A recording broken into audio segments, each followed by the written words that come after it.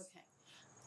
Hi, we're Judy and Lily Alexander, and we just returned last month from a trip to Limon, Honduras with the Carolina Honduras Help Foundation.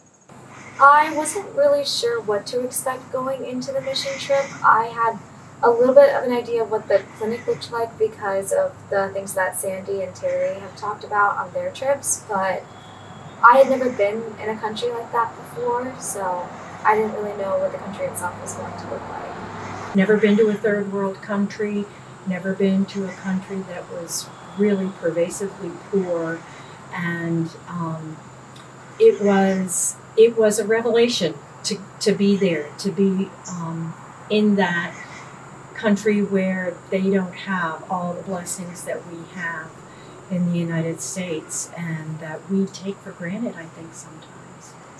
We had a lot of people donate reading glasses and sunglasses, so I was in a room helping people figure out what reading prescription was the best for them and picking out some sunglasses to help kind of protect their eyes from the sun. So. And people would sometimes light up, wouldn't they, when they could read, put on a pair of reading glasses and finally read. And all the little kids loved seeing the sunglasses and the different designs, and it was really fun. Someone told me that most people need them to read the Bible because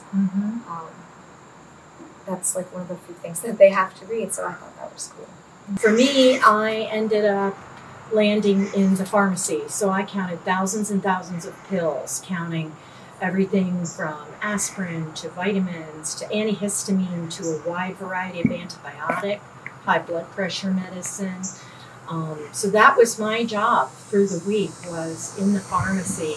And it was incredible how many prescriptions we gave out and how many people we were able to help. The people were kind, they were patient, they were loving. It was an overwhelming feeling. It was a deep sense of, wow, these are amazing humans. We were at the first remote village, and there were over 100 people waiting for us in that village by the time we got there in the morning. And we were on a school bus, and lots of dust on this dirt road for about an hour, and we pull in, and there's just a lot of people waiting for us.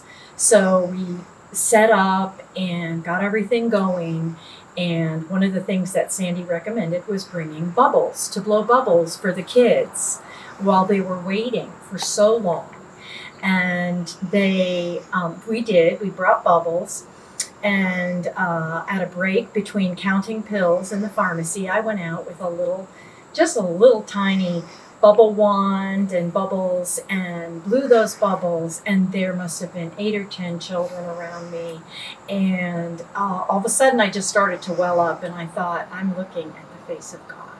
And they were just bounce sightings every day, all day, from just the beauty of the landscape of the country to the people, the old people, the young people, the people who were infirmed and didn't have necessarily all the faculties, whether they were on crutches or there was a little boy in a little cart, but the joy was prevalent. It was just obvious that in spite of these circumstances, that they know God, they have God, God is in their midst. Everyone that came to us was always dressed up. They always looked their best, and I don't know if they dressed up to go to the clinic specifically or if they always wear clothes like that, but I just thought that was really interesting. It was like they were going to church. Yeah. There's nothing like it in life. There's just nothing that compares to being able to serve people and help them in their need. I know Sandy's organizing a team for next year, and so we're talking about maybe joining her with that again. Absolutely, no doubt. I wish I could do it every year, twice a year. I feel like what I took away was so much more than I could have ever given. It was just the generosity of the spirit of everyone there, and the people who worked around us. It was life-changing. My middle child, Kate, says we should get outside our comfort zones a little bit every day. And so we are so fortunate and have so much that I think it is important to keep that in mind. That part of our service to God, is that we get out of our comfort zone. And for me personally, it was well out of my comfort zone to go to Honduras. As a mom, you wonder, are there going to be prickly moments? And there really weren't. Maybe part of that was being so far from home and out of our comfort zone that we leaned on each other. And that, I think, deepened our not only our faith in each other and our relationship. Good